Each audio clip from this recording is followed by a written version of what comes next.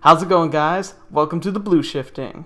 Now, this is going to be my new series called Why It Sucks. I'm going to look at anime, the good and the bad, the famous and the infamous, and I'm going to look at the critical flaws that are found in most, if not all, anime stories. I'm going to look at staging, the undefined rules, casual storytelling, and kissing butts, or in other words, suck. Now, let's get started. In the Anti-Magic Academy, 135th Test Platoon, a team of students studying to become inquisitors, or witch hunters, are found to be the bottom rung of their social ladder. Pretty much they have no good grades, and they're just kind of looked down on by everybody. It consists of like 4 members, 1 guy, and 3 girls who are, well, yeah, we'll get to that. Their leader, Takaru, has no idea what he's really doing, and he's kind of stuck in what he can change about their situation until the red-haired and dangerous ex-inquisitor, Otori. Oh, gosh darn it, I can't say these words. When Otori shows up, things start to really kick off as this action thriller, and I got really excited, but quickly found it descended into something a little bit more, primal.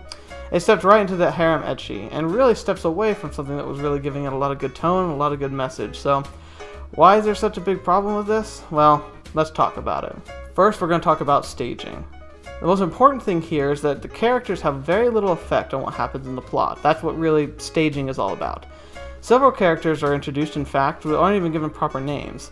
They're kind of thrown in as if they're like cameos. Now, obviously, this is probably due to the fact that it's based on a light novel series, but it's very cruel to be able to throw in these people assuming that your audience is just going to understand who they are, when quite frankly I don't, and it feels very forced, and that's really the biggest problem with this. Another problem that I have with this series is the fact that the weapons, the magical weapons or relic eaters, tend to be the things that really matter.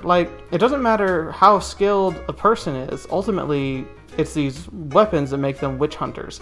It even says that these are the things that they use to become witch hunters. So it almost feels like it's impractical. You could study your entire life and effectively not be good at fighting magic. And don't even get me started on Takaru. I mean, he is primally staged from the very beginning. The entire focus is thrown on him being someone who's kind of a traditionalist. He has his grandfather's sword and he likes to use it. He's not a big fan of weapons like pistols or rifles. And this is kind of like a joke point for a lot of people, mocking him for being so old school. But then it kind of comes out to find that there's a specific relic eater named Lapis who is a sword, and she only can work with someone who's wielding a sword. And she becomes so critical to their own survival as characters that it feels more like Takaru was built to wield the sword instead of the sword built to be wielded by him. The best way I can describe this problem is with Excalibur and King Arthur. I mean, King Arthur is a fantastic fictional character that we all kind of grown up with, and how he finds this mystical sword of Excalibur. Now, you've got the Sword in the Stone story saying that was Excalibur, but the real story is more about it was the sword that was given to him by the Lady in the Lake, and would kind of make him able to rule England and to fight his enemies. Now, that's interesting because it's very similar to the Relic Eater weapon, saying that this is a critical weapon that you need in order to survive. However, the focus was never on Excalibur itself, more upon the wielder. If Arthur wasn't a good swordsman, if Arthur hadn't done all these things to prepare to be king, effectively it's useless. In this case, the Relic Eater is important and the wielder is useless. So there's a real big disconnect there. Now we're going to move on to Undefined Rules. Undefined Rules are the biggest problem in the backbone of a story where the writers seem to be able to do whatever they want. This is a big pet peeve of mine personally, and in this series it really rubs me the wrong way because magic is completely arbitrary. I mean, seriously, the villains in this series can literally do whatever they want. There is no boundary, there's not even a consistent theme. You start off with one guy who's a necromancer who summons a godlike super ancient hero in a mech suit. I don't know how that works, honestly. And then he suddenly becomes this magician who summons plants that kill people. It just seems so barbarically weird, and he just seemed to be able to teleport in and out whenever he wanted. It was a mess. I mean, seriously, this series makes Harry Potter magic look completely composed, and that was pretty much the definition of convenient magic for plot. Another issue we have here is the point system at the Academy. They make it apparent that in the Academy where you prepare to be an Inquisitor, your classes don't really hand out lessons that give you points. Apparently the emphasis is actually going out and doing stuff. So pretty much like, I don't know if they even have classes. They never show anyone in a classroom. It's pretty much they have a rec room where they talk about stuff, and then they go out on missions that they have to find by breaking into security systems to find out where stuff's happening. It honestly makes no sense. I don't see how anybody's supposed to be successful at that school. They don't really make that clear. And that's a big flaw, because like, where's the challenge in surviving and passing your grades if it's not clearly shown, hey, this is how you pass your classes? That's kind of a critical point, and something they really just rush over without even talking about.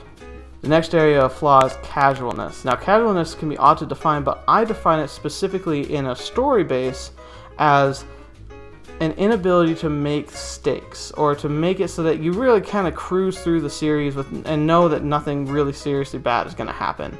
This is plot armor, effectively, but it covers a broader range, and plot armor is actually big importance in this series, because in this series, plot armor is literal armor. When you wield a Relic Eater, part of what comes with the contract of binding with this, I honestly think it's pretty much a demon, but part of the contract is you get a suit of armor and magical enhancements, and the biggest part about this magical enhancements is you pretty much become immortal. Like, it shows specifically characters being skewered, stabbed, crushed, absolutely, technically obliterated, and they somehow can just kind of shrug it off within seconds. Now, it makes a mention that apparently it fuels on mana, and mana could technically be running out, but honestly, every time it threatened to run out of mana for a character, the story conveniently either found more mana for them or just kind of pretended that it wasn't an issue. So the plot armor is so ridiculous in this series that there really is no feeling of dread or even a hesitant thought that something could really go wrong for our main characters. Which is really sad, because great stories have real threat and real flaws and honestly death. Like, you should feel like your characters could die at any time, otherwise it doesn't feel like you can really bond with them or care when they're in a stressful situation. Another thing about it is they cop out with death. I mean, they will make it look like characters die, students or people you see in the show who are going to die, or that they will die, and it completely just messes that up. Either they just find a way around it without any explanation of why, or you find out afterwards that when you thought they'd been killed, you find out that they weren't even human, and that just rubs me the wrong way. It just doesn't seem to fit, and seems so, I don't know, it just feels so wrong. Another thing that happens here is the hilarious attempt at showing injuries in combat. Literally, in the second episode, one of the main characters gets grabbed by the leg by a gigantic mech and swung over the head into a brick pillar and doesn't even have a broken bone.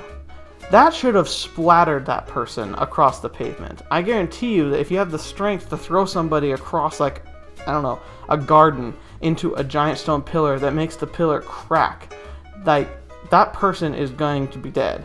And it just literally the character just stands up, brushes it off, and they're fine. And that wasn't even with a relic.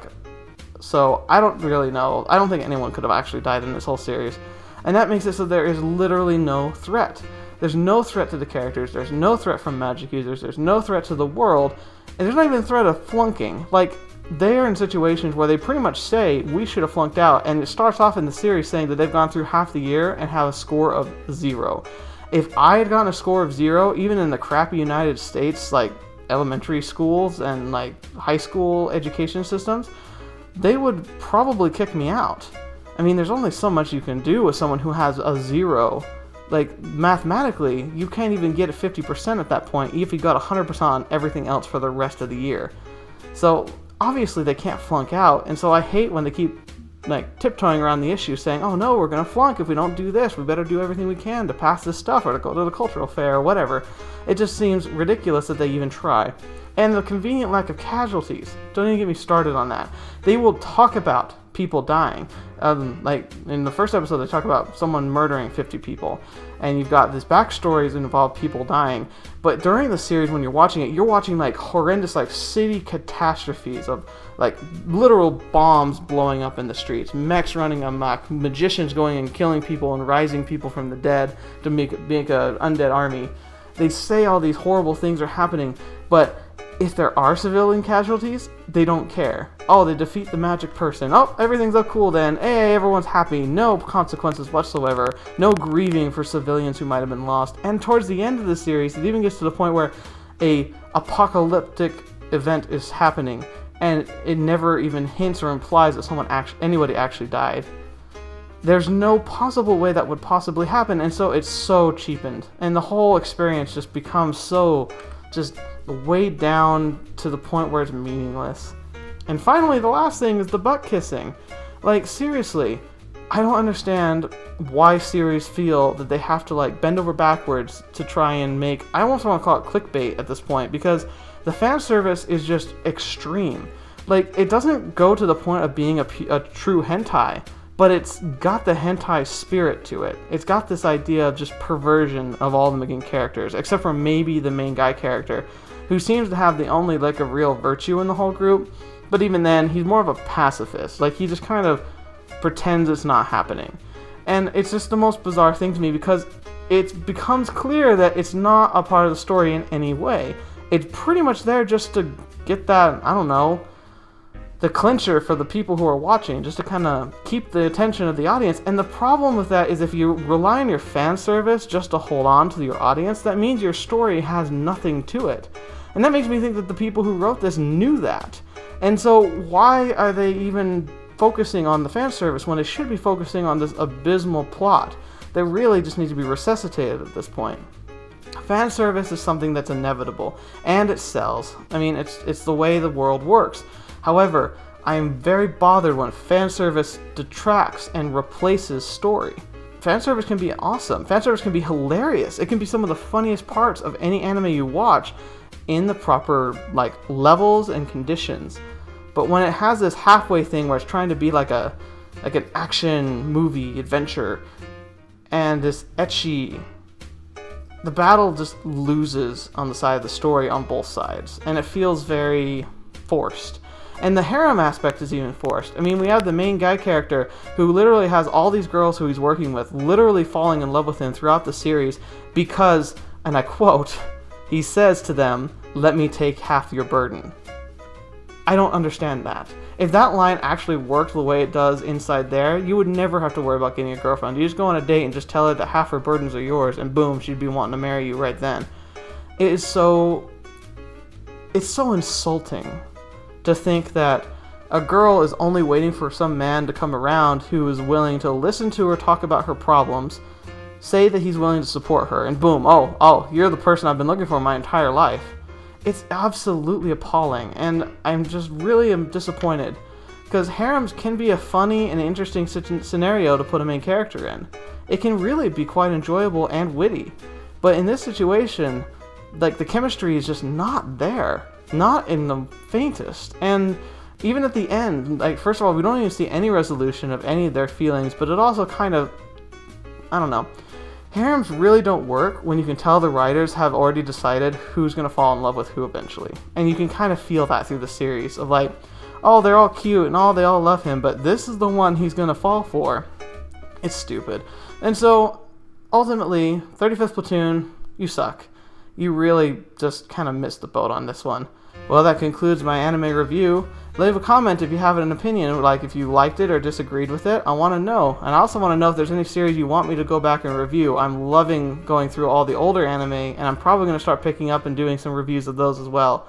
But in the meantime, like and subscribe if you like the stuff I showed you here. I've got weekly content coming out. I do Let's Plays, I do anime reviews. I'm going to be talking a lot more about this stuff.